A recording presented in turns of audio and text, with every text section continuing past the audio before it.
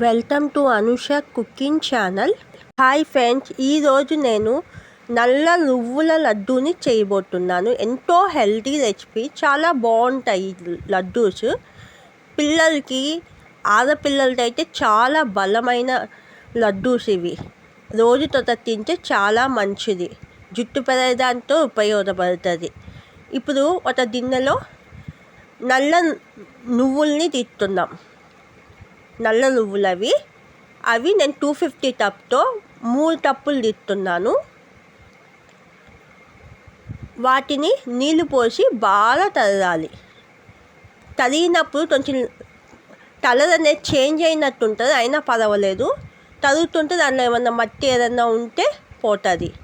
కాబట్టి తరిగి నీట్గా ఆ నీళ్ళంతా ఉంచేసి అట్లా ఒక గిన్నెలో తీసుకోవాలి.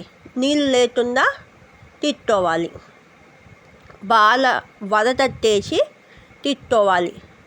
ఒక గిన్నెలో అట్లా తీసుకొని అది పొయ్యి మీద పెట్టి మీడియం ఫ్లేమ్లో పెట్టుకొని బాగా వేపుకోవాలి. తడి ఉండకూడదు. తడి లేకుండా నీట్గా వాటిని ఆ స్టవ్ పైన పెట్టి నీళ్ళు పోయకుండా బాగా వేపుకోవాలి. పచ్చి వాసన అంతా పోవాలి, మంచి సువాసన వచ్చేదాకా బాగా వేపుకోవాలి.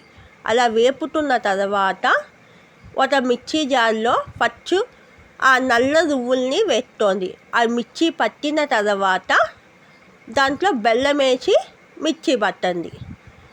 ఒకేసారి 2 వేసామంటే సరైన మిర్చి అవ్వదు. కాబట్టి ముందు నల్ల నువ్వులు వేసుకొని మిర్చి పట్టి దాంట్లో బెల్లం వేసుకొని మిర్చి పట్టుకోండి. అట్లా మొత్తాన్ని చెయ్యండి.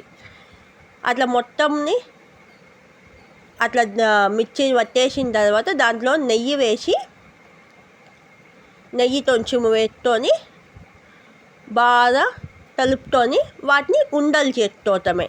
అంటే ఎంతో రుచికరమైన నల్ల నువ్వుల లడ్డూలు చాలా బాగుంటాయి.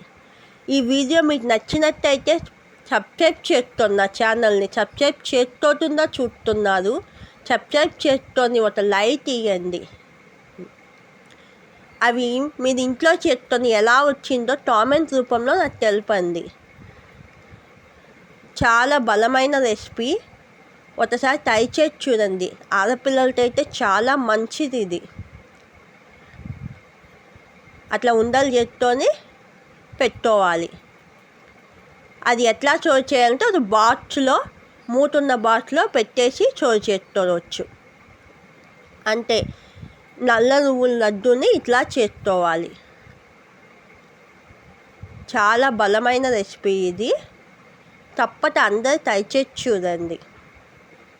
చాలా హెల్త్ బెనిఫిట్తో ఉన్నాయి వీటి వల్ల. కావాలంటే యూట్యూబ్లో సెర్చ్ చేసి చూడండి, చాలా హెల్త్ బెనిఫిట్స్ ఉన్నాయి.